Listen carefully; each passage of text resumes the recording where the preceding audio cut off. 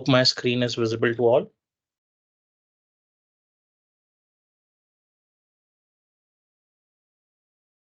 That is Yeah, visible. visible. Okay, so when we talk about DNS, so क्या है DNS? What is the work of DNS?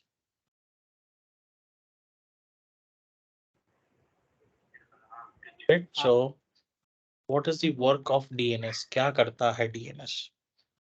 Right. So DNS stands for, first of all, the domain name service or domain name system. DNS का काम क्या है? It is used to resolve human readable names. For example, let's take an example. मेरे पास दो machine है, system 1 and system 2.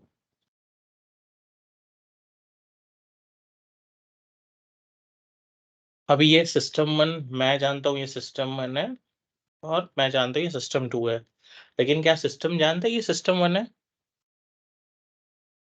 और it is identified with a different name. Yes, system खुद को कैसे पहचानेगा? So system is identified by an IP address.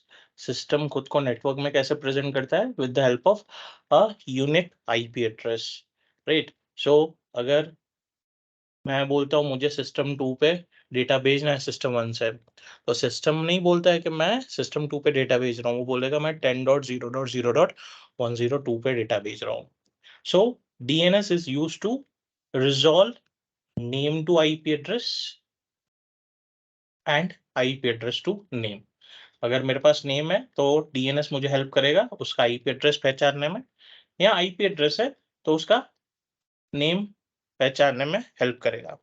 सो जो reverse है IP to name, वो रेयरली हम यूज करते हैं, बट मोस्टली हम क्या करते हैं, हमको मुझे पता है google.com क्या है, लेकिन मुझे google.com का IP एड्रेस नहीं पता है और मैं याद भी नहीं रखूंगा. मैं 100 नाम याद रख सकता हूँ, 100 IP एड्रेस याद नहीं रख सकता. ठीक है, 100 नाम याद रह जाएंगे मुझे. हाँ, ये भाविक है, ये जसपाल जी है, ये जगदीश है, भगीरथ है, कुंदन है, लेकिन उनके फोन नंबर याद नहीं रहेंगे मुझे. ठीक है. So in the same manner we can remember system names, but it is not easy to remember the IP addresses. So that comes the DNS in picture. So if we talk about DNS, so what is DNS? So DNS stands for domain name service or domain name system. It provides resolutions of name to IP and IP to name. But that is not the only case. Apart from that, it defines a hierarchical namespace. It defines a hierarchical namespace where each level of the namespace is separated by a dot. Each level of namespace is separated by a dot. So let's take an example first. So we can resolve name to IP address by typing google.com, right? So I can type google.com. So it is not pinging google.com. If I'm running the ping.google.com, it is not pinging Google.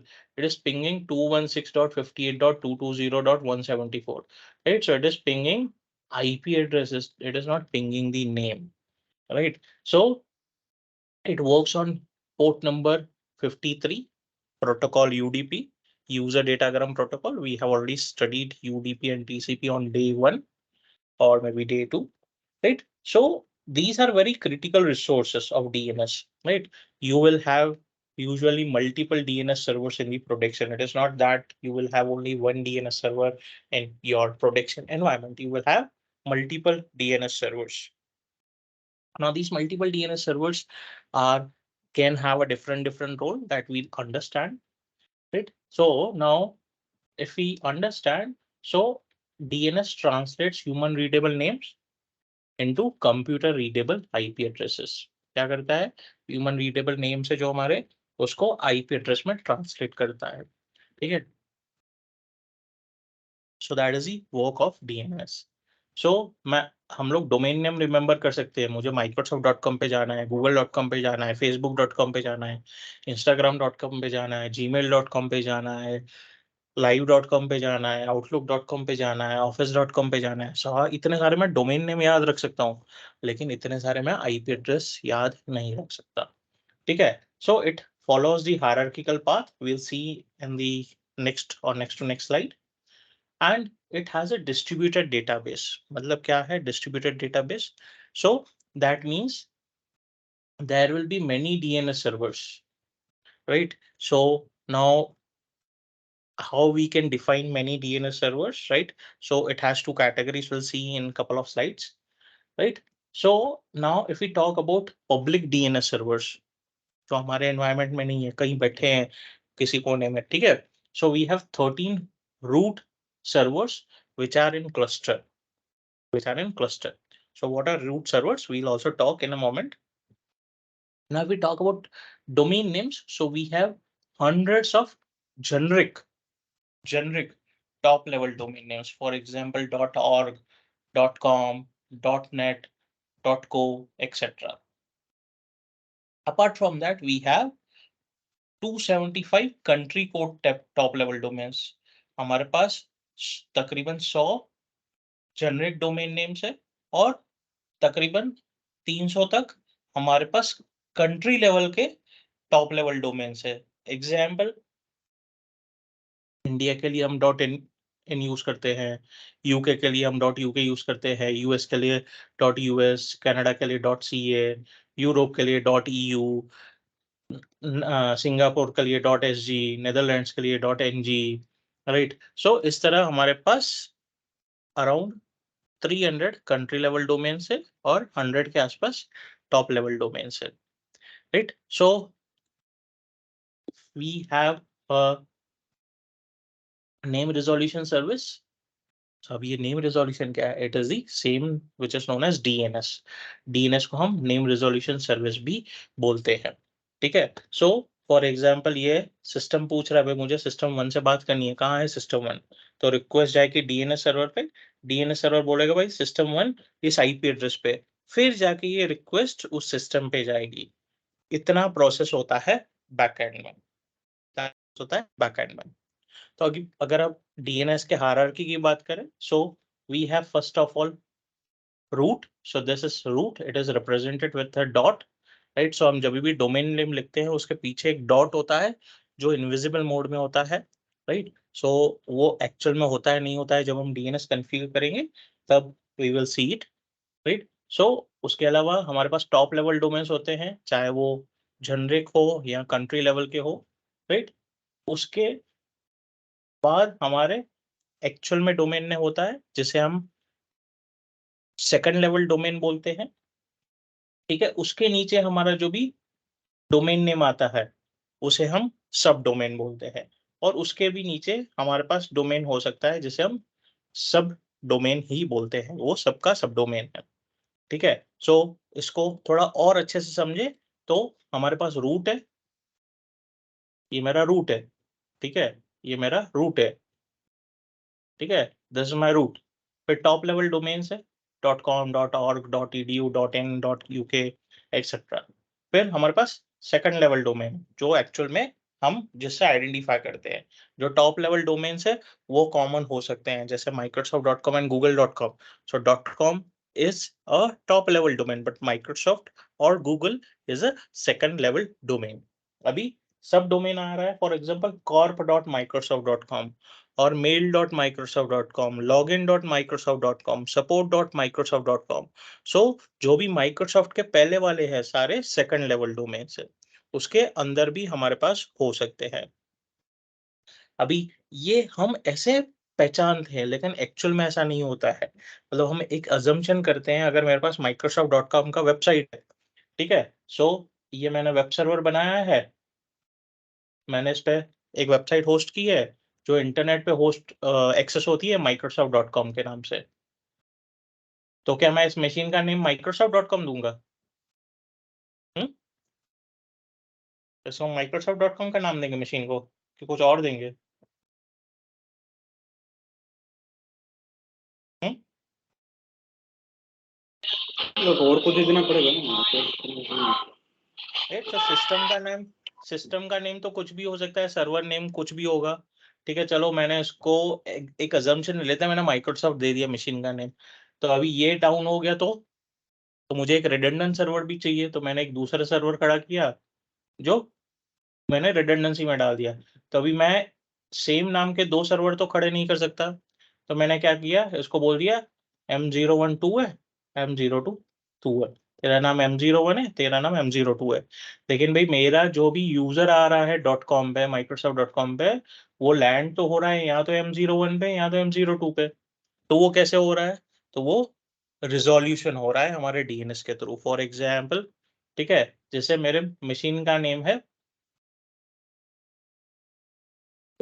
मेरा domain name है west.tutorialplaza.in, ये मैंने example लिया है।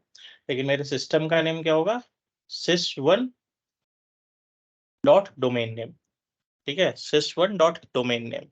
ठीक है, for example अभी मेरे पास जैसे लंदन डीसी मशीन है, लंदन डीसी मशीन है,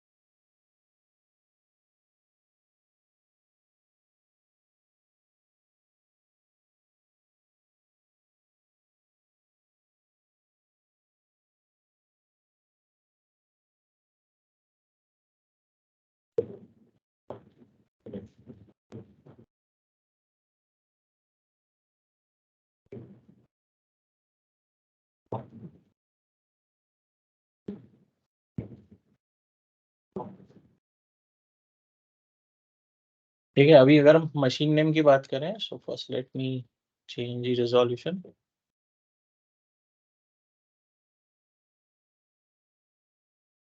ठीक है, यहाँ पे मेरा डोमेन नेम है sp.com, मेरा मशीन नेम है londondc.com।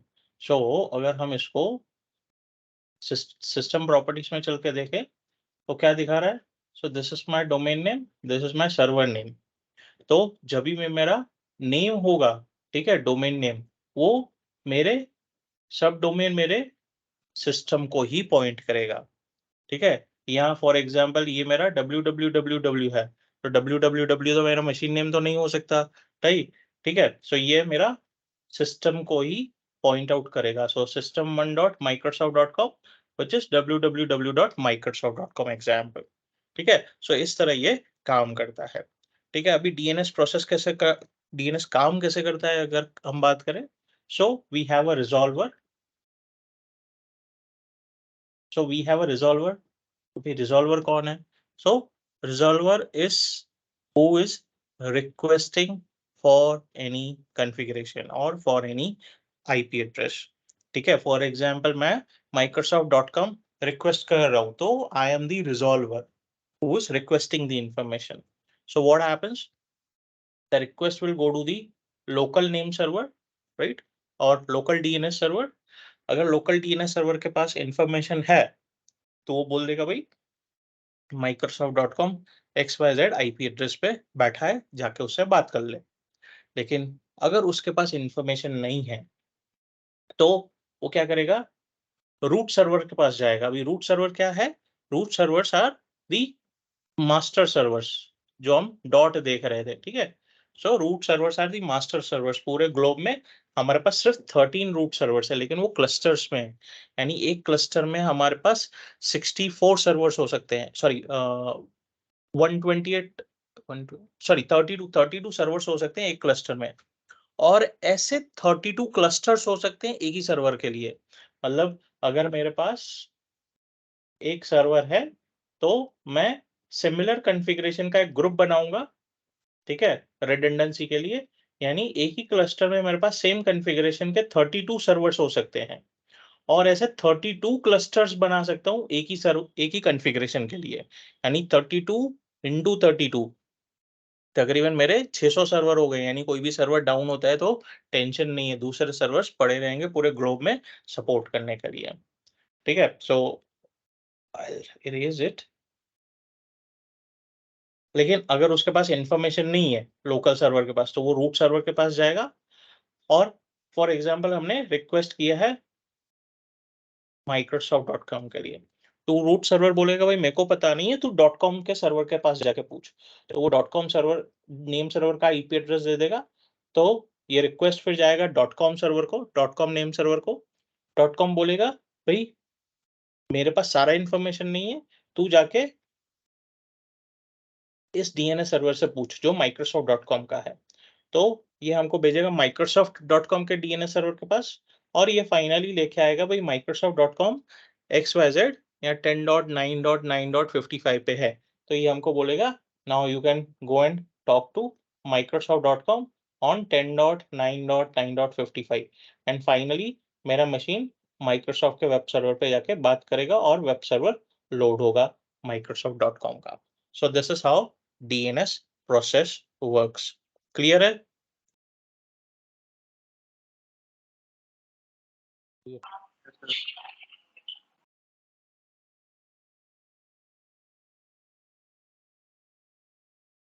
Right? So अगर अभी हम एक्सटर्नल और इंटरनल डीएनएस सर्वर की बात करें, जो हमारे लोकल डीएनएस सर्वर होते हैं हमारे प्राइवेट एनवायरनमेंट पे, उसे हम इंटरनल डीएनएस सर्वर बोलते हैं। जो हमारे पास नहीं है, जैसे कोई डीएनएस सर्वर आईएसपी के पास पड़ा है, गूगल के पास पड़ा है, तो वो एक्सटर्नल डीएनएस सर्वर है।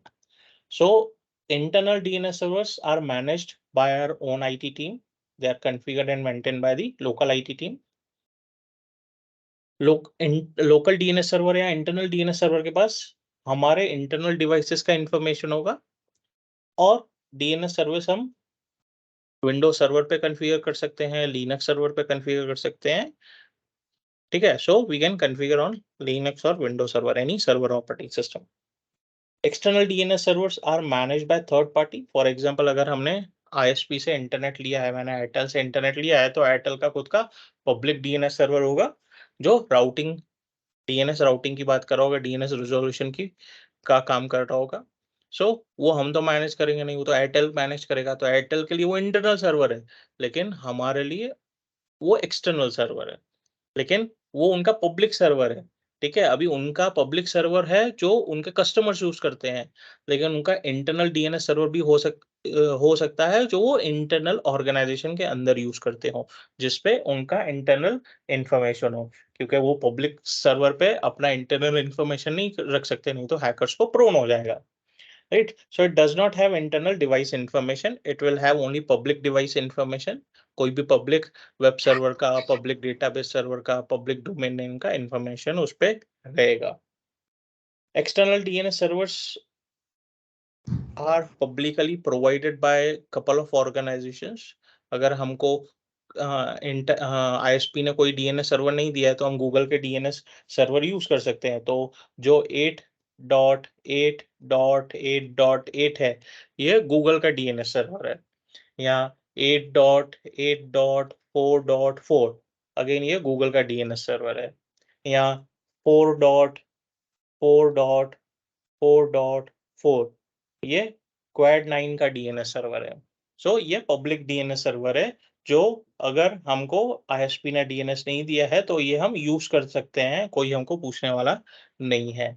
लेकिन ये अगर हमने किसी भी मशीन पे कॉन्फ़िगर करके दे दिए तो वो यूज़र पब्लिकली एक्सेस करना चालू कर सकता है। अगर हमको उसको इंटरनेट नहीं देना है तो ये निकालना पड़ेगा। ठीक है? इसके अलावा हमारे पास थर्ड पार्टी डीएनएस सर्वर्स होते हैं।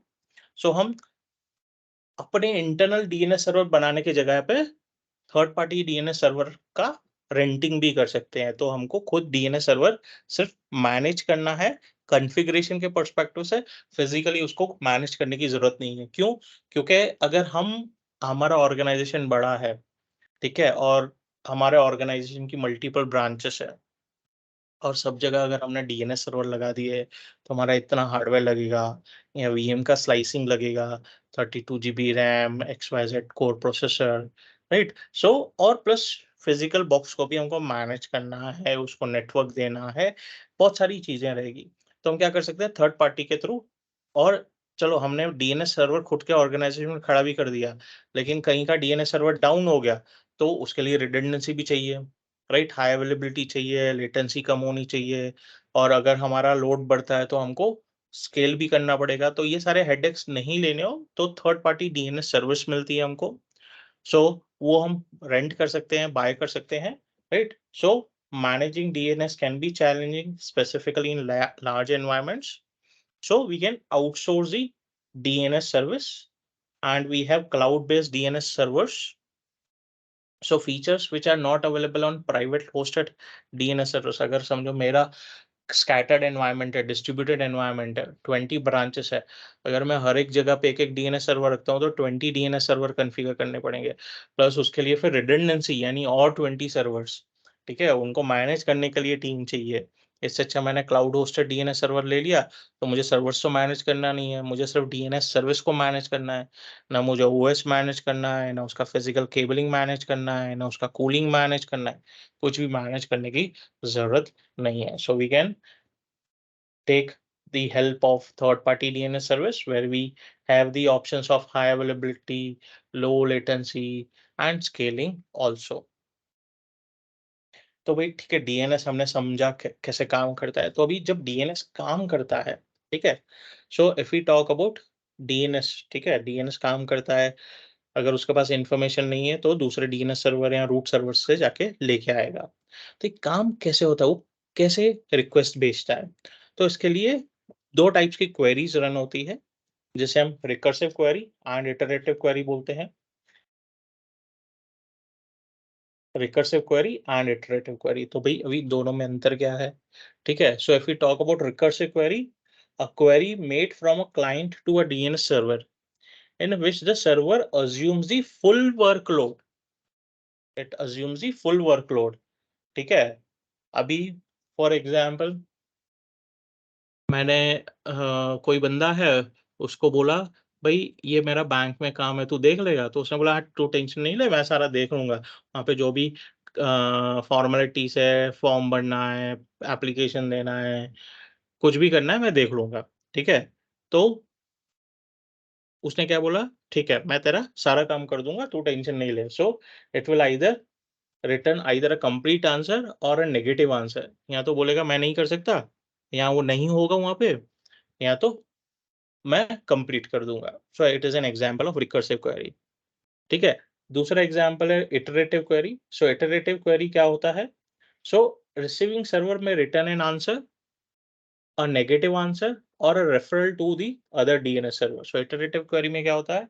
जब रिज़ॉल्वर ने रिक्वेस्ट भेजा लोकल डीएनएस सर्वर को, तो लोकल डीएनएस सर्वर यहाँ तो उसे रिस्पॉन्स दे देगा अगर उसके पास इन्फॉर्मेशन, अगर उसके पास इन्फॉर्मेशन नहीं है, तो बोलेगा भई मेरे पास नहीं है, तू जाके दूसरे डीएनएस सर्वर से पूछ।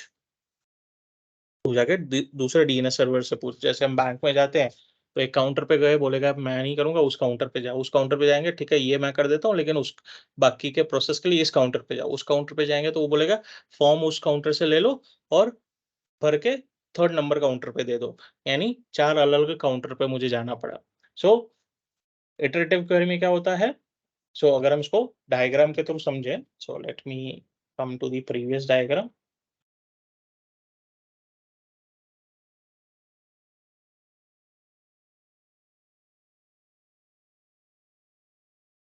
ठीक है? इटरेटिव रिकर्सिव क्वेरी में क्या होता है? अगर मैंने रिक्वेस्ट किया मेरे लोकल सर्वर को या मेरे डीएनएस सर्वर को, तो वो इन्फॉर्मेशन जाके लेके आएगा, या तो दूसरे डीएनएस सर्वर पे जाएगा जिसे हम फॉरवर्डिंग बोलते हैं, और उससे इन्फॉर्मेशन लेके आ जाएगा। अगर उससे नहीं मिल रहा है तो वो रूट सर्वर्स पे जाएगा और रूट सर्वर पे सेम प्रोसेस करेगा जो हमने देखा अभी, और हमको इन्फॉर्मेशन लाके दे देगा। हम डायरेक्टली वेब सर्वर से फिर बात कर सकते हैं। सो इस टाइप की क्वेरी को बोलते हैं हम रिकर्सिव क्वेरी। इसे हम बोलते हैं रिकर्सिव क्वेरी। दूसरे टाइप की क्वेरी होती है इटरेटिव क्वेरी। इटरेटिव क्वेरी में क्या होता है? अगर मैंने Microsoft.com का रिक्वेस्ट किया है, तो अगर मेरे डीएनएस सर्वर के पास इंफॉर्मेशन है या उसके कैशिंग में भी है, तो वो हमको रिस्पॉन्स दे देगा। लेकिन अगर उसके पास नहीं है, तो बोलेगा भाई मेरे पास इंफॉर्मेशन नहीं है या ये अवेलेबल भी नहीं है इंटरनेट पे, इसको वो नेगेटिव दे देगा। या इंटरनेट पे अवेलेबल है लेकिन उसके पास नहीं है, तो वो बोलेगा भाई मेरे पास तो नहीं है, तू इस डीएनएस सर्वर पे जाके पूछ। हमको दूसरे डीएनएस सर्वर का रिस्पॉन्ड दे देगा। फिर इस दूसरे डीएनएस सर्वर पे हमको इन्फॉर्मेशन मिल जाएगी, तो यहाँ पे मेरी इटरेटिव क्वेरी रन हुई, यहाँ पे मेरी रिकर्सिव क्वेरी रन हुई, ठीक है? लेकिन अगर इसके पास भी नहीं है, तो मेरा नेम सर्वर हो सकता है बोले तू रूट सर्वर्स पे जाके पूछ। तो रूट सर्वर पे जाके फिर ये क्वेरी रन होगी, तो अगेन ये मेरी इटरेटिव क्वेरी है और यहाँ पे मेरी रिकर्सिव क्वेरी रन हो रही है। So this is the difference between iterative query and recursive query. तो ये क्वेरीज कहाँ यूज होती है? सो अगर हम ऑथोरिटेटिव और नॉन ऑथोरिटेटिव डीएनएस सर्वर की बात करें, सो जहां मेरा ऑथोरिटेटिव डीएनएस सर्वर है कोई डोमेन नेम के लिए, ठीक है? So an authoritative DNS server either return the requested IP address, उस वो या तो मुझे दे देगा या बोलेगा भाई मेरे पास इंफॉर्मेशन नहीं है,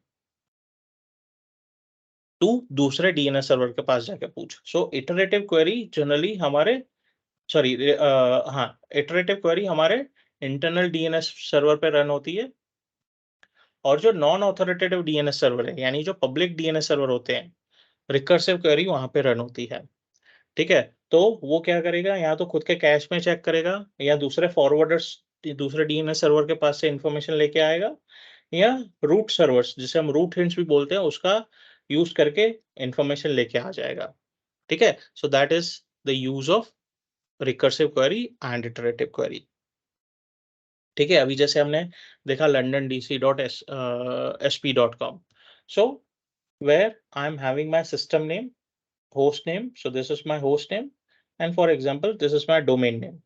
So अगर हम दोनों को कंबाइन करेंगे sys1.google.com तो उसे हम FQDN नेम बोलते हैं, fully qualified domain name, which is the host name plus DNS domain name is known as the FQDN name. और जब भी हम कोई भी कॉन्फ़िगरेशन करते हैं डीएनएस के रिलेटेड या वेब सर्वर के रिलेटेड, तो हमको FQDN नेम कंपल्सरी चाहिए, हमको FQDN नेम कंपल्सरी चाहिए। Clear till now?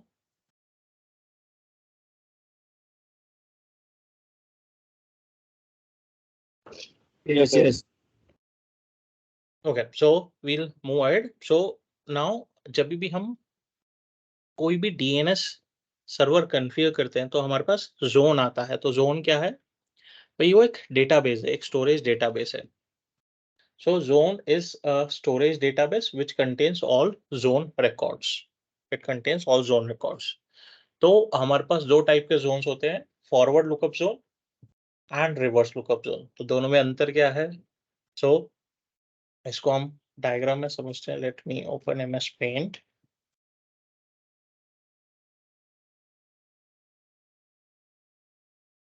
So we have zones. हमारे पास दो टाइप के जोन्स होते हैं, फॉरवर्ड लुकअप जोन और रिवर्स लुकअप जोन।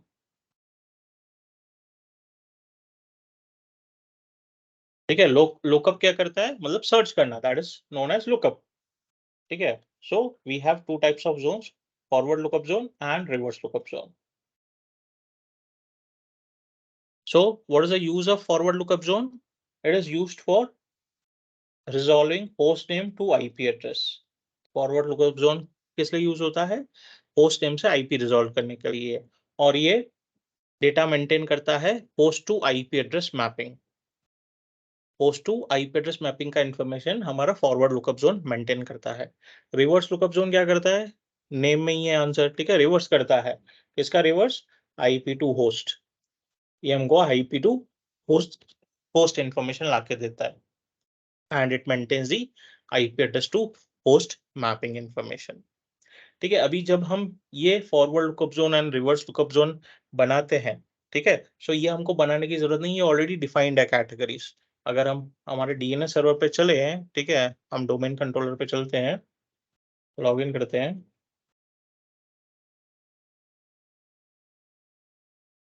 ठीक है। अभी हमने डीएनएस सर्विस ऑलरेडी इंस्टॉल कर दिया था जिस दिन एक्टिव डायरेक्टरी इंस्टॉल किया था। डीएनएस मेरा लाइव है, ठीक है। सो हम चलते हैं टूल्स में, डीएनएस में चलते हैं, तो हम हमारे सर्वर को एक्सपांड करते हैं और मेरे पास ऑलरेडी फॉरवर्ड लुकअप जोन है एंड रिवर्स लुकअप जोन है।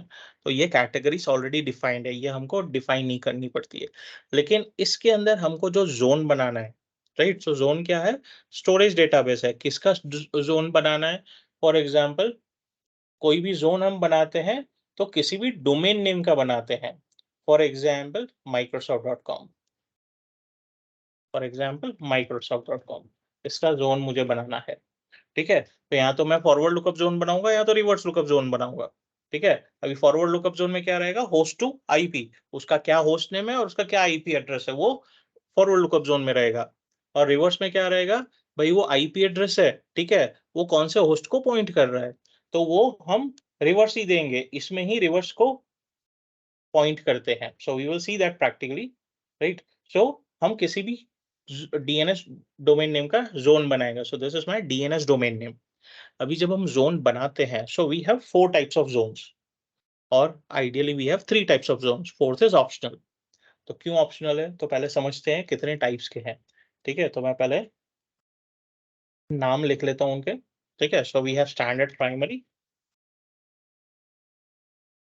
We have standard secondary, we have stub zone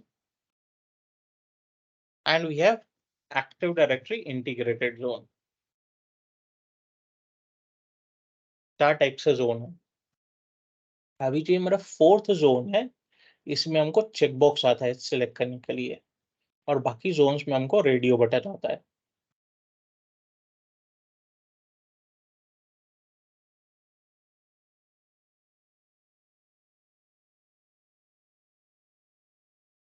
ठीक है, यानी रेडियो बटन में क्या होता है, मैं कोई भी एक ही सिलेक्ट कर सकता हूँ, मैं सारे सिलेक्ट नहीं कर सकता, ठीक है। इन तीनों में से मुझे एक ही सिलेक्ट करना है और इसके साथ ये ऑप्शनल है।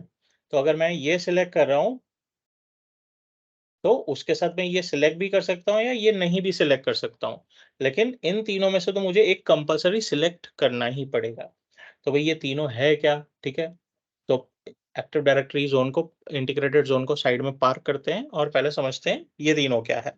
तो जो मेरा प्राइमरी है, ठीक है, ये प्राइमरी बोल रहा है, सो ये मास्टर कॉपी है, ये मेरा मास्टर कॉपी है, किसी भी जोन का मेरा मास्टर कॉपी। यानी अगर मैं कोई भी जोन बना रहा हूँ या कहीं पे भी जोन बना हुआ है दूसरे डीएनएस सर्वर पे, तो उसका एक स्टैंडर्ड प्राइमरी तो होगा ही होगा। स्टैंडर्ड प्राइमरी के बिना वो जोन काम नहीं कर सकता, ठीक है। This is the master copy and this is a read write copy, this is a read write copy. Secondary क्या होता है, सेकेंडरी बैकअप होता है, ठीक है।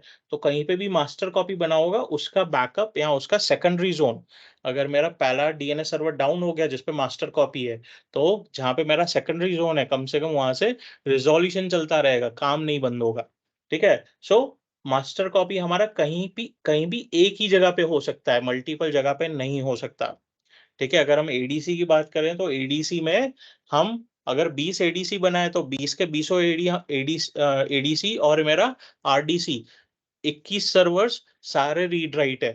किसी भी मैं यूजर क्रिएट कर सकता हूँ, किसी से भी डिलीट कर सकता हूँ, किसी भी कुछ चेंज कर सकता हूँ। लेकिन डीएनएस में ऐसा नहीं है, डीएनएस में मेरा एक ही मास्टर कॉपी होगा और वही रीड राइट कॉपी होगा। दूसरे जो भी मैं बनाऊंगा तो उसके लिए मुझे प्राइमरी कहीं ना कहीं चाहिए और ये सेकेंडरी प्राइमरी को ही पॉइंट आउट करेगा। और this is my backup copy and it is a read only copy. ये मेरा रीड ओनली कॉपी है, ये मेरा रीड ओनली कॉपी है, ठीक है। ये प्राइमरी समझ में आ गया, सेकेंडरी समझ में आ गया। स्टब जोन क्या है, तो स्टब जोन क्या होता है, फॉर एग्जाम्पल यहाँ पे मैंने एक डीएनएस सर्वर बनाया है, उस पे एक जोन बना दिया है microsoft.com का और वो प्राइमरी है, ठीक है। तो अभी इस सर्वर का डीएनएस आईपी एड्रेस है मेरे पास, लेकिन उसका होस्ट नेम या उसके होस्ट नेम का आईपी एड्रेस मेरे पास नहीं है, ठीक है। तो मैं क्या करूंगा, स्टब जोन बनाऊंगा।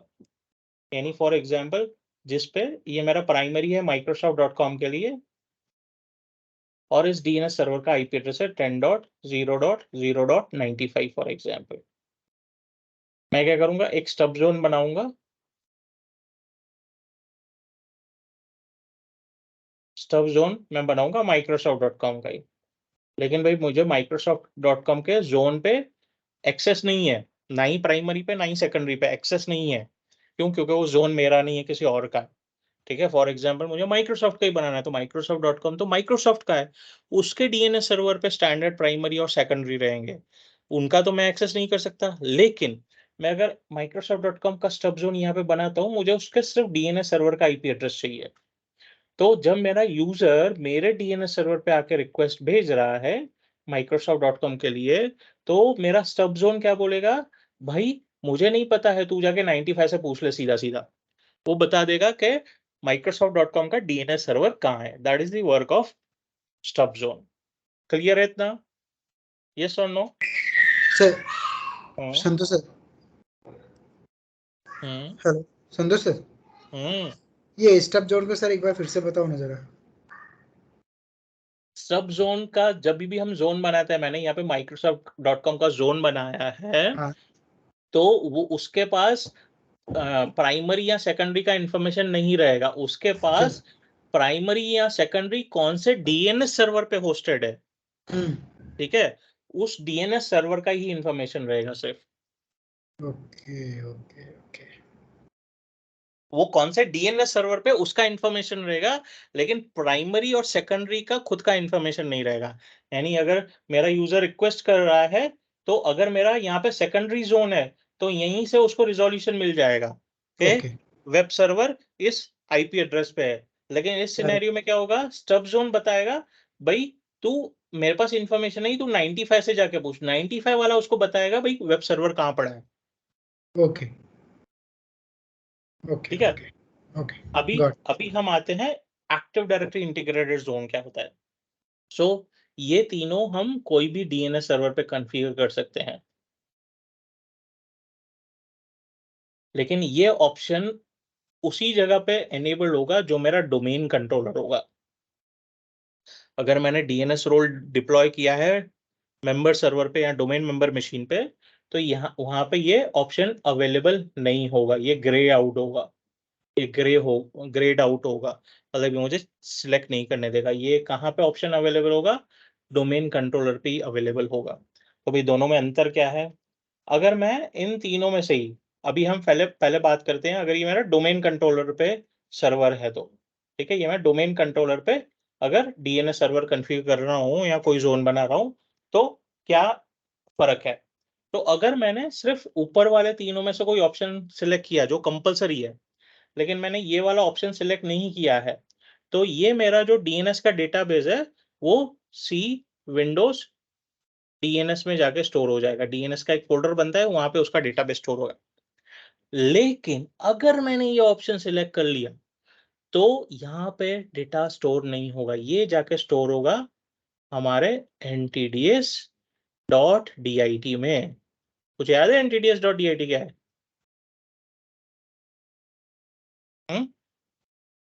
याद है नहीं है? यस और नो? एक्टिव डायरेक्टरी का डेटाबेस है। एक्टिव डायरेक्टरी का हमारा डेटाबेस है, ठीक है, तो एक्टिव डायरेक्टरी के डेटाबेस में जाके इंफॉर्मेशन स्टोर हो जाएगा। एक्टिव डायरेक्टरी के डेटाबेस में इंफॉर्मेशन जाके स्टोर हो जाएगा। लेकिन अगर ये मेरा नॉर्मल डीएनएस सर्वर है, डोमेन कंट्रोलर नहीं है, मेंबर सर्वर पे या डोमेन मेंबर पे मैंने डीएनएस सर्वर बनाया है, तो ये ऑप्शन ही अवेलेबल नहीं होगा, क्योंकि डोमेन कंट्रोलर है ही नहीं, वहां पे एक्टिव डायरेक्टरी है ही नहीं। ठीक है, तो यही तीन ऑप्शन होंगे, यानी ये स्टोर होगा सी विंडोज डीएनएस पे। सो इतना फर्क है। सो अगर हम बात करें, so forward lookup zone is used for resolving host name to IP addresses and it maintains host to IP address mapping information, whereas reverse lookup zone is used for resolving IP address to host names and it maintains IP address to host mapping information. अगर zone types की बात करें, so we have 4 types: standard primary, standard secondary, stub zone, and AD integrated zone. So primary is the master copy of all zone information, and it is a read-write copy, whereas my secondary zone is a backup to my primary zone, and it is a read-only copy. So I can't make changes on the secondary zone. Whereas stub zone, it contains only NS, SOA and glue records. So NS and SOA क्या है हम बात करेंगे 5 minute में. And they are used to locate or to identify name servers for the respective zone. So Active Directory integrated zone हमने लिया है. So it stores the information in the Active Directory database. It stores the information in the Active Directory database. So अगर हम DNS records की बात करें, so we have resource records. So resource records are the database records of the services in your environment. ठीक है, अगर मेरा कोई क्लाइंट मशीन भी है, वो सर्विस कंज्यूम कर रहा है कोई सर्वर से, तो उसका भी डीएनएस में एंट्री होगा, उसका भी एक रिकॉर्ड बनेगा, right? So we have over 30 types of records, but we mostly don't use all 30. We hardly use 6 or 7 in the most of the environment. In 98% of environment, we use 6 to 7 records. ठीक है, जिसमें IP address का information होता है, certificate या host name, alias name का information होता है.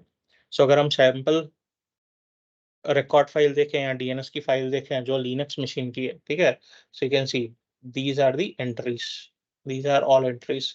You can say here we have 2 records, 3 records, 1 record, 1 record, right? So these are examples of the DNS entries. ठीक है, अभी हम types of records को समझते हैं. We'll understand the types of records. Just give me 1 minute, I'll fetch some water.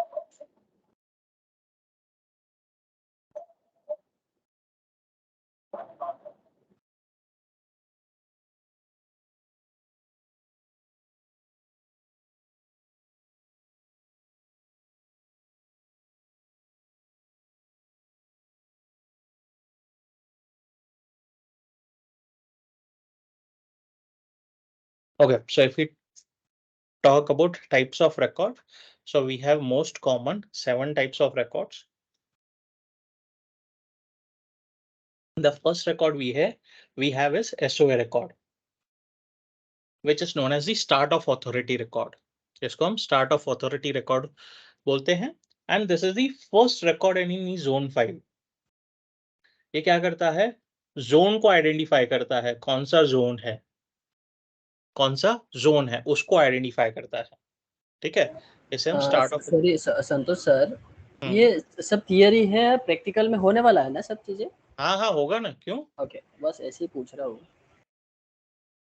Right, so we have SOA record which is start of authority record, जो zone को identify करता है. जैसे मैंने Microsoft.com का जोन बनाया है, उसको आइडेंटिफाई करेगा, और ये ऑटोमेटिकली क्रिएट होता है, हमको क्रिएट करने की जरूरत नहीं पड़ती है. उसके बाद और एक रिकॉर्ड ऑटोमेटिकली क्रिएट होता है, जिसे हम नेम सर्वर रिकॉर्ड बोलते हैं या NS रिकॉर्ड बोलते हैं. तो ये क्या आइडेंटिफाई करता है, कौन से DNS सर्वर पे ये जोन बना हुआ है, उस DNS सर्वर की इंफॉर्मेशन इस रिकॉर्ड के पास होती है. ठीक है, SOA रिकॉर्ड क्या करता है, जोन का स्टार्टिंग पॉइंट है, जोन का इंफॉर्मेशन है, लेकिन ये जोन कौन से DNS सर्वर पे है, वो काम नेम सर्वर रिकॉर्ड का है. राइट, सो ये 2 रिकॉर्ड ऑटोमेटिकली क्रिएट होते हैं, हमको क्रिएट करने की जरूरत नहीं पड़ती है. उसके बाद होस्ट रिकॉर्ड पे आते हैं. So we have the host record. Host record क्या करता है, host to IP address mapping information, ठीक है। यानी मेरा अगर microsoft.com है, फॉर एग्जाम्पल mail.microsoft.com, सो ये मेरा डोमेन नेम है, ठीक है, ये लेकिन कहीं होस्टेड है, तो ये होस्ट को पॉइंट कर रहा है, तो host name to domain host to IP address mapping करेगा, ठीक है। फॉर एग्जाम्पल मेरा system1 है और उसका आईपी एड्रेस है 10.9.9.55, तो भाई एलियास क्या करेगा, ठीक है। अभी ये system1 कौन से डोमेन में है, microsoft.com के डोमेन में है, तो system1.microsoft.com है, ये हमारा FQDN है, ठीक है। लेकिन मैं यूजर्स को क्या दे रहा हूँ, mail.microsoft.com दे रहा हूँ। सो मेल क्या हुआ, मेरा मेल पॉइंट कर रहा है सिस्टम को, ठीक है। लेकिन ये पॉइंट कैसे कर रहा है, तो भाई ये मेरा एक्चुअल होस्ट नेम है और ये मेरा एलियास है, ये मेरा एलियास है,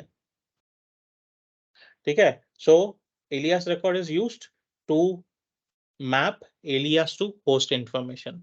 सो इसे हम सीनेम रिकॉर्ड भी बोलते हैं या कैनोनिकल नेम रिकॉर्ड भी बोलते हैं, ठीक है। सो हमको दिखेगा वहां पे जब हम एलियास रिकॉर्ड बनाएंगे, so we will see that practically, ठीक है। चलो भाई होस्ट टू आईपी तो आ गया, एलियास टू होस्ट भी आ गया, तो आईपी टू होस्ट की बात करते हैं, रिवर्स की बात करते हैं, ठीक है। सो अगर रिवर्स एंट्री हमको चाहिए IP address to host name, so that is maintain by the pointer record, that is maintain by the pointer record.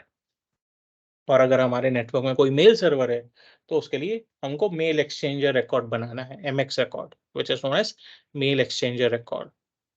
और अगर हमारे पास कोई सर्विसेज है, ठीक है, जैसे डीएनएस पे मेरा यूजर जा रहा है, ठीक है, मेरा यूजर बैठा है लैपटॉप पे मस्त नए शाइनी लैपटॉप पे, उसको विजिट करना है sp.com के वेबसाइट पे, तो वो कहाँ जाएगा, डीएनएस सर्वर पे जाएगा, और डीएनएस सर्वर बोलेगा भाई तू जाके इस आईपी एड्रेस पे वेबसाइट ब्राउज कर सकता है, ठीक है। लेकिन अभी यहाँ पे मेरा यूजर कल ऑफिस में आया, यूजर नेम पासवर्ड डाल रहा है, तो यूजर नेम पासवर्ड ऑथेंटिकेशन के लिए कहाँ जाएगा, एक्टिव डायरेक्टरी पे जाएगा, तो ये सीधा थोड़ी एक्टिव डायरेक्टरी पे चला जाएगा, उसको थोड़ी पता है एक्टिव डायरेक्टरी कहाँ है।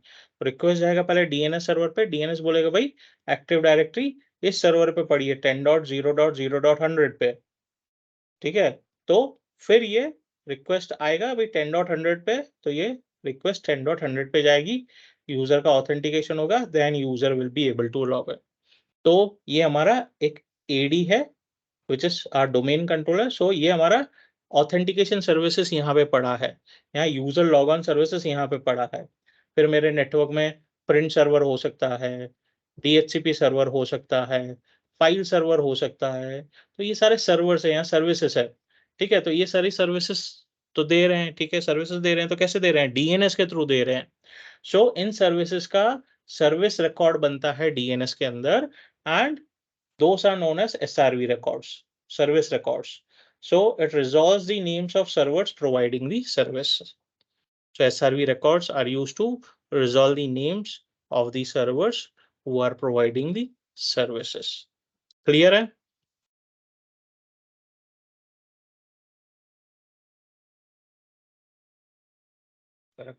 Clear. Right. So अभी हम चल के प्रैक्टिकल देखते हैं।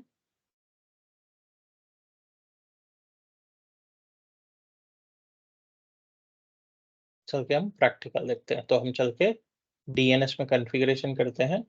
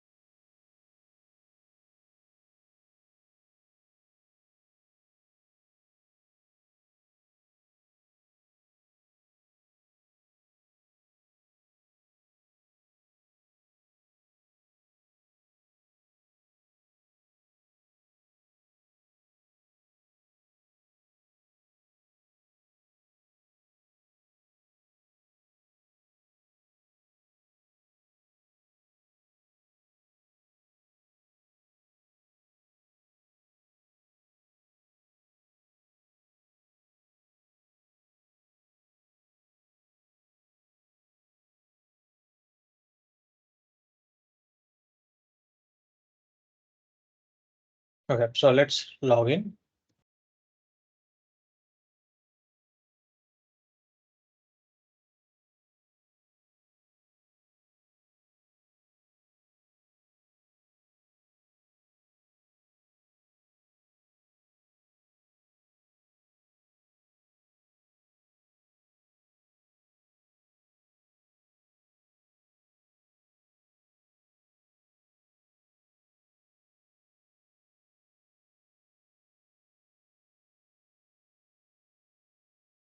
Right, so we will open DNS. So कैसे ओपन करूँ मैं DNS? कहाँ पे जाना है मुझे? टूल्स में जाएगा ना, उसमें ये तो फिर यहाँ पे भी दिख रहा है ना अपने को DNS। तो मैं जाऊँगा रन में DNS mgmt.msc DNS mgmt.msc DNS management, मेरा सेम कंसोल ओपन होगा। सो हमने दोनों इंटरफेस देखे। एक तो हमने देखा सर्वर मैनेजर में टूल्स में जाके DNS ओपन कर सकते हैं, कमांड के थ्रू ओपन कर सकते हैं, एंड DNS में जाके राइट क्लिक करके DNS मैनेजर भी लॉन्च कर सकते हैं। सो this is a lengthy process. ठीक है, तो हम तीनों मीडियम से कंसोल ओपन कर सकते हैं। कमांड है टूल्स में से जाके या इस कंसोल पे जाके भी ओपन कर सकते हैं। सो अभी मैंने कंसोल लॉन्च किया है, तो फॉरवर्ड लुकअप जोन है। अभी फॉरवर्ड लुकअप जोन में हमारा एक जोन बना हुआ है sp.com का, एक डोमेन का जोन बना हुआ है विच इज sp.com। तो अगर हम इसमें देखें तो यहाँ पे हमारे पास कपल ऑफ रिकॉर्ड्स है। मेरे पास स्टार्ट ऑफ अथॉरिटी रिकॉर्ड है जो इस जोन को आइडेंटिफाई कर रहा है, और ये जोन कौन से DNS सर्वर पे पड़ा है। तो ये 100 पे भी पड़ा है और 102 पे भी पड़ा है। क्यों? क्योंकि 102 पे भी मेरा सेम रेप्लिकेशन है। सो यहाँ पे बता रहे हैं नेम सर्वर में भाई ये londondc.sp.com पे भी पड़ा है और spain.adc.sp.com पे भी पड़ा है। तो भाई लंडन डीसी का क्या है? सो लंडन डीसी है 10.100 है और स्पेन एडीसी 10.102 है। सो ये मेरा होस्ट रिकॉर्ड है जो host name to IP address map कर रहा है। Host name to IP address, ये मेरा होस्ट रिकॉर्ड, ये सारे होस्ट रिकॉर्ड है। ठीक है, सो यहाँ पे मेरा सर्वर कोर का भी है, क्लाइंट 01 का भी। तो ये कैसे ऐड हुए यहाँ पे? तो हमारे पास डीएनएस डायनामिक अपडेट का एक सर्विस होता है डीएनएस में, डीएनएस डायनामिक अपडेट। यानी कभी भी कोई भी मशीन जब एडी में बात करने जाता है तो वो पहले डीएनएस सर्वर पे ही जाता है। इफ यू रिमेंबर, जब हमको डोमेन ज्वाइन करना था तो हमने प्रेफर्ड डीएनएस और alternate DNS IP address assign किए थे हमारे नेटवर्क अडेप्टर पे। तो डीएनएस में जब वो रिक्वेस्ट किया गया, उसको डोमेन ज्वाइन करना है, तो वो एडी को ढूंढने गया sp.com को, तो वो पहले डीएनएस के पास गया। तो डीएनएस के पास गया तो डीएनएस ने बोला एडी में चला जा। एडी का आईपी एड्रेस दिया, भले सेम ही सर्वर थे दोनों, दोनों का आईपी एड्रेस 10.100 है। ठीक है, लेकिन वो एडी में गया तो एडी में ज्वाइन हुआ, तो एडी में जब ज्वाइन हुआ एडी के कंप्यूटर्स के कंटेनर में लैंड हुआ, तो डायनेमिक डीएनएस के थ्रू वो डीएनएस के सर्विस में ऐड हो गया मशीन, उसका एंट्री ऐड हो गया। ठीक है, तो अगर इसका आईपी एड्रेस हमने परसों चेंज किया था, कैसे चेंज किया था? हमने उसको डीएचसीपी के थ्रू एनेबल कर दिया, तो ऑटोमेटिकली यहाँ पे अपडेट हो जाएगा क्योंकि वो डायनामिकली अपडेट कर रहा है सर्विस। ठीक है, तो अभी जो हमने सर्विस रिकॉर्ड्स की बात करी, तो इसको हम एक्सपांड करते हैं। तो if you go to for example TCP, so we can see यहाँ पे ग्लोबल कैटलॉग का सर्विस है, कर्ब्रोस का सर्विस है। ठीक है, ये ऑथेंटिकेशन प्रोटोकॉल है, कर्ब्रोस के पासवर्ड का सर्विस है, एलडेप का सर्विस है। ठीक है, यहाँ पे भी है, ये टीसीपी के लिए है, ये यूडीपी के लिए है। ठीक है, अगर साइट्स की बात करें तो हमने 3 साइट बनाई थी, London, Spain and Europe. Right, so अगर लंदन साइट में जाएं इसमें, ठीक है, अगेन यहाँ पे लंदन साइट के लिए सर्विस है, स्पेन साइट के लिए सर्विस है। ठीक है, तो ये हमारे एक्टिव डायरेक्टरी के रिलेटेड के सर्विस रिकॉर्ड्स है। तो जैसे जैसे कोई कोई सर्विस ऐड होगी जो एक्टिव डायरेक्टरी पे डिपेंडेंट नहीं है, वो यहाँ पे पॉइंट होती जाएगी ऑटोमेटिकली। हमको मैन्युअली कभी कभी करना पड़ता है, लेकिन मोस्ट ऑफ द टाइम वो ऑटोमेटिकली मैप हो जाती है अगर हमारा सेम डोमेन नेम है। अगर अलग डोमेन नेम है तो हमको डोमेन क्रिएट करना पड़ेगा। तो हम चल के यहाँ पे एक प्राइमरी जोन बनाते हैं माइक्रोसॉफ्ट के नाम का। Right, so we will right click forward lookup zone.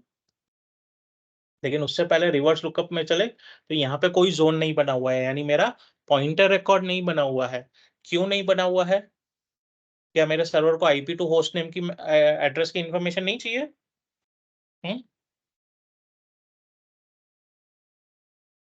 कौन बताएगा क्यों नहीं बना हुआ है?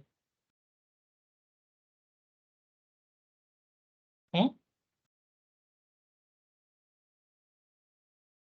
इसलिए नहीं बना हुआ है क्योंकि मशीन को तो होस्ट नेम चाहिए ही नहीं है ना, तो वो होस्ट नेम से तो आईपी ढूंढने जाएगा। आईपी से तो होस्ट नेम नहीं जाएगा क्योंकि आईपी से ही उसका काम चलना है। आईपी से होस्ट नेम तो ढूंढना हमको जरूरी है, इसलिए हमको बनाना पड़ेगा। सो दैट इज ऑप्शनल। अगर हमको कोई ऐसी सर्विस है जो आईपी से होस्ट नेम रिजॉल्व करती है तो हमको उसका जोन बनाना पड़ेगा। Right. So first we'll go and create a forward lookup zone for Microsoft.com. So we'll right click, new zone. Next. So यहाँ पे ऑप्शन दे रहा है। So by default उसने ये ऑप्शन सिलेक्ट करके रखा है store in the active directory database. तो मैं इसको अनचेक भी कर सकता हूँ और चेक भी कर सकता हूँ। तो अभी हम फिलहाल चेक करके चलते हैं and we are creating primary zone क्योंकि हमारे पास Microsoft.com का जोन है नहीं। We are assuming we own Microsoft.com, right? So we'll move next. तो भाई जब आप जोन बना दोगे तो कहाँ कहाँ रेप्लिकेट होना चाहिए? To all DNS servers running on domain controllers in the forest और इन दी डोमेन। सो सारे DNS सर्वर जो डोमेन कंट्रोलर्स पे है लेकिन डोमेन में है सेकंड ऑप्शन, या पूरे फॉरेस्ट में है फर्स्ट ऑप्शन। ठीक है, फर्स्ट ऑप्शन फॉरेस्ट का है, सेकंड ऑप्शन डोमेन का है लेकिन सिर्फ डोमेन कंट्रोलर्स ही, राइट, सिर्फ डोमेन कंट्रोलर्स। या ठीक है, to all DNS servers running on domain controllers. उसके अलावा to all domain controllers in this domain, यहाँ सारे डोमेन कंट्रोलर्स पे। सो ये हम अगर बैकवर्ड कंपैटिबिलिटी के लिए यूज कर रहे हैं तो ऑप्शन है। So generally we go with always the second option, that is the default option, क्योंकि फॉरेस्ट में तो मल्टीपल डोमेन्स होंगे तो हमको जरूरी नहीं है वहां पे रेप्लिकेशन चाहिए ही चाहिए, बिकॉज वो अननेसेसरी रेप्लिकेशन का ट्रैफिक भी कंज्यूम होगा। So we'll go with the default option. Next, we'll give the zone name Microsoft.com. Next, so यहाँ पे डायनेमिक अपडेट पूछ रहा है। So आपको डायनेमिक अपडेट्स कैसे चाहिए? सिक्योर और नॉन सिक्योर सारे चाहिए या खाली सिक्योर चाहिए जो एक्टिव डायरेक्टरी के लिए रिकमेंडेड है, या अलाउ ही नहीं करने हैं डायनेमिक अपडेट्स? सो ये अगर आपने सेलेक्ट किया है तो कोई भी क्लाइंट डोमेन में ज्वाइन होगा तो उसकी एंट्री DNS में स्टोर नहीं होगी, आपको मैन्युअली जाके एंट्री करनी पड़ेगी। So generally we go with the first option, हम फर्स्ट ऑप्शन के साथ ही बढ़ेंगे। Next and finish. तो मेरा जोन बन गया है Microsoft.com। हम चलते हैं जोन पे। सो दो रिकॉर्ड बन गए हैं। पहले है स्टार्ट ऑफ अथॉरिटी रिकॉर्ड जो बोल रहा है भाई आपका इस जोन का इंफॉर्मेशन दे रहा है। दूसरा नेम सर्वर रिकॉर्ड बता रहा है ये जोन कहाँ होस्टेड है। कहाँ होस्टेड है? लंदन DC पे होस्टेड है, लंदन DC के सर्वर पे होस्टेड है। तो वो बोल रहा है भाई ये लंदन DC पे, ये वाला जोन लंदन DC पे होस्टेड है। अगर मल्टीपल DNS सर्वर पे है तो यहाँ पे multiple name server records automatically add हो जाएंगे, जैसे यहाँ पे है, यहाँ पे हमने देखा। ठीक है, अभी यहाँ पे हम एक होस्ट नेम का रिकॉर्ड एंट्री करते हैं। So we will right click. यहाँ पे मेरे पास मल्टीपल एंट्रीज है, right. So host, new host record है, न्यू एलियास रिकॉर्ड है, न्यू मेल एक्सचेंजर रिकॉर्ड है, एक्सेट्रा।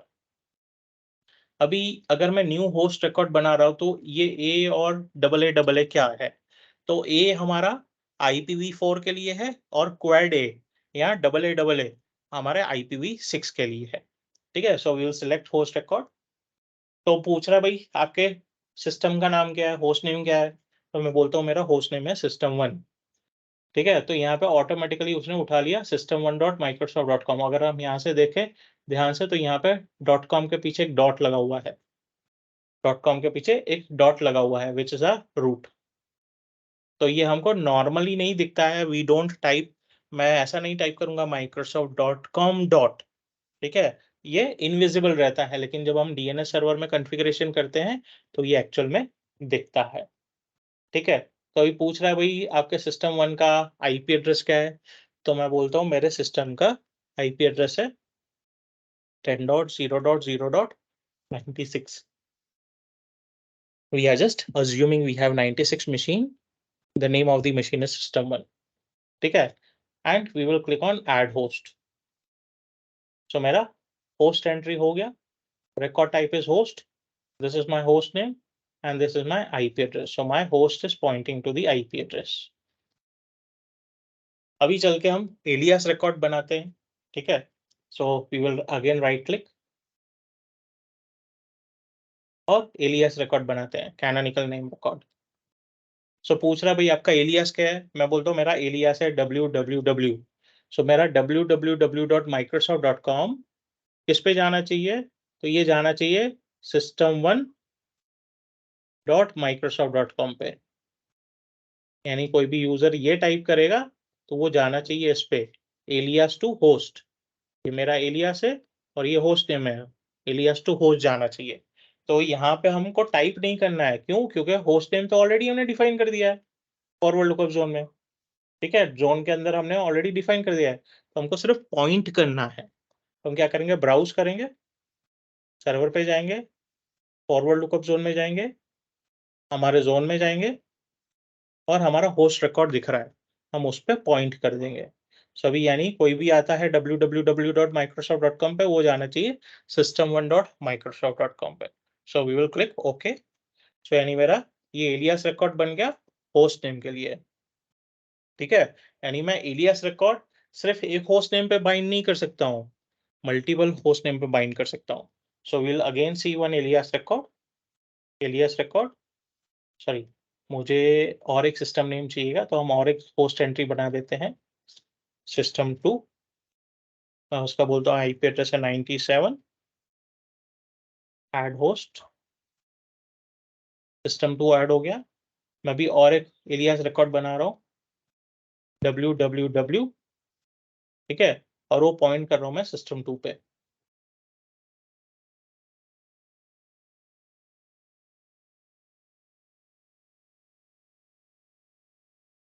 सो वो यानी कि ठीक है, वो ओके, मैं वो इसमें करेंगे, वेब सर्वर में करते हैं actually, sorry my confusion mistake. ठीक है, सो अभी system2 पे मैं पॉइंट कर सकता हूँ। ठीक है, जनरली हम क्या करते हैं जब हम क्लस्टरिंग करते हैं, ठीक है, ये क्लस्टरिंग में हम कंसेप्ट देखेंगे।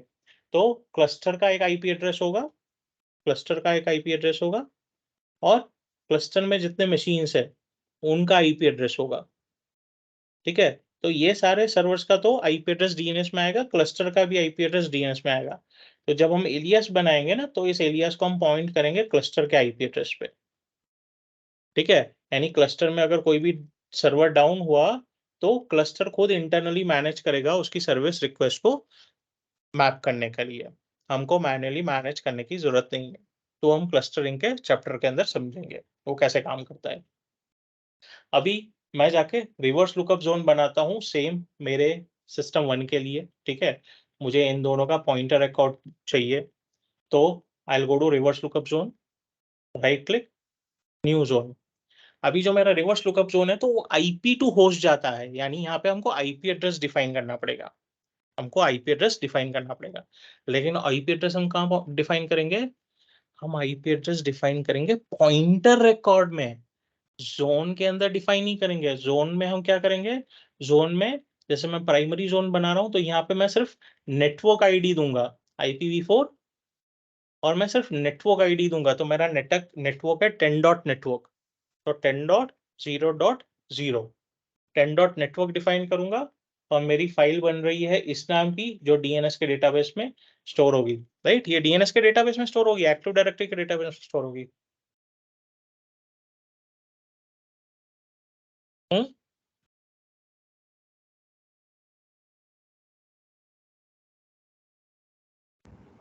ये एक्टिव डायरेक्टरी के डेटाबेस में स्टोर होगी। ठीक है, हम बैक चलते हैं, बैक चलते हैं, बैक चलते हैं, स्टोर दी जोन है। ठीक है, मैं इसको अनचेक कर देता हूँ, अभी चल के देखते हैं। ठीक है, नेटवर्क आईडी दे दी मैंने और नेक्स्ट करता हूँ। ठीक है, यानी क्या अगर बोल रहा है ये स्क्रीन आता ही नहीं, अगर मैं वो स्टोर इन एडी करता तो ये स्क्रीन आता ही नहीं। क्या बोल रहा है, create a new file with this name, इस नाम की फाइल बनेगी, .dns का एक्सटेंशन है, फाइल स्टोर होगी system32 DNS के अंदर, system32 DNS के अंदर। अगर मैं वापस जाऊं, इसको सिलेक्ट कर दूं,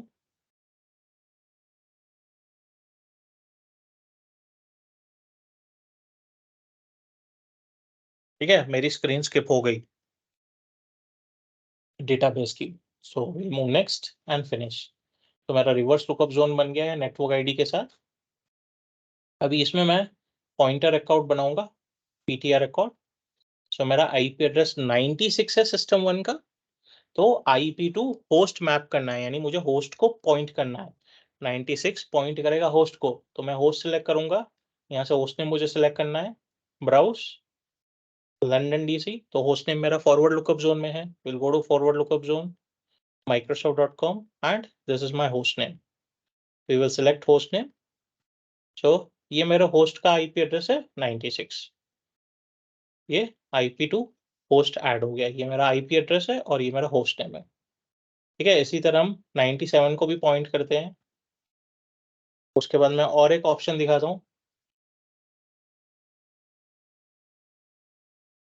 सिस्टम 2 को ले लिया मैंने। तो मेरा system 2 10.97 is pointing to system2.microsoft.com। अभी हम क्या करेंगे, microsoft.com में चलते हैं, सिस्टम 3 की एंट्री करते हैं। मैं बोल रहा हूँ सिस्टम 3 भी है मेरे पास and it is on IP address 10.0.0.98। अभी इसके नीचे हमारे पास ऑप्शन है create an associated pointer record, तो मैं इसको चेक बॉक्स क्लिक कर दूंगा तो ऑटोमेटिकली मेरा पॉइंटर रिकॉर्ड क्रिएट हो जाएगा। मुझे मैन्युअली जाके पॉइंटर रिकॉर्ड क्रिएट करने की जरूरत नहीं है। Right, so I will select this check box and I will click add host and done. So मेरा सिस्टम 3 पॉइंट कर रहा है 10.98 को, और अगर मैं पॉइंट रिवर्स लुकअप जोन में जाऊं तो यहाँ पे मेरा अभी नहीं आया है, तो मैं सिर्फ रिफ्रेश करूंगा जाके। So now I am having my pointer record also. Clear है यहाँ तक? Yes, no? Yes yes. Right, so आज हम इतना ही रखते हैं। कल हम इस प्रैक्टिकल को कंटिन्यू करेंगे, और इस प्रैक्टिकल के बाद कल हम रिमोट मैनेजमेंट या WDS देखेंगे। ठीक है, as per the time persist. Okay, so we will conclude today's session and I'll open window for questions. Yes, please. अगर हम